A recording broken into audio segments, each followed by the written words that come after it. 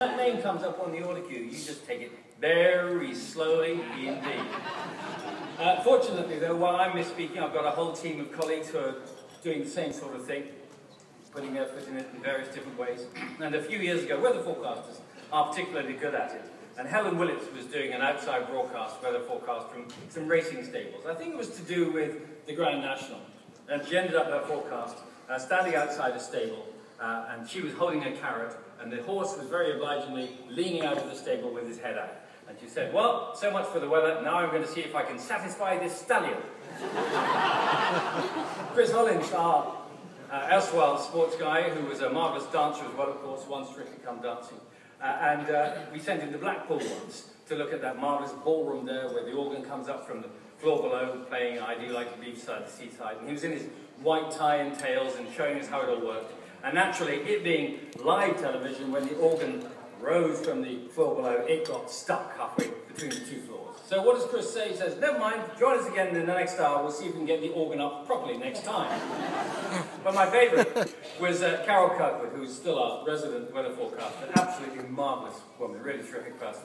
But every once in a while, just, gets a bit of ahead of herself. And a few years ago, when we had the last drought, before the current drought, she was in the Blue Peter Garden giving a demonstration about how short we were of water. 2 large flagons of coloured liquid, one full, one half full. She pointed them out. She said, the one that's full represents how much rainfall we should have had. The one that's half full is what we have actually had. So we've had 50% of the amount of rainfall we should have had. And that was all very clear and well done.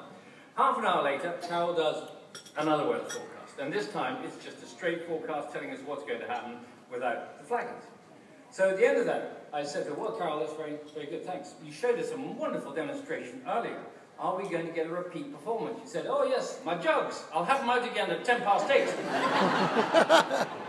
Of course, the programme is not just about presenters. In fact, we're the last in the line with just the gloss paint after all the other coats underneath. And it's really the responsibility and the work of the producers. A whole team of them who come up with the ideas, who write the script, make the phone calls, do the research, deal with the guests, all that sort of thing. They are the lifeblood of the programme. Just every once in a while, they tend to make the occasional mistake. And I remember a few years ago on News 24, I was working in the afternoon. It's now called the News Channel, of course. And it was the job of the out presenter in the gallery to come up with ideas while we were actually on air, because News 24 never comes to an end as a programme, it just keeps going. It was at the time that Richard Branson was going around the world in his hot air balloon. Do you remember, trying to circumnavigate the globe? And he was about to cross the Himalayas into China.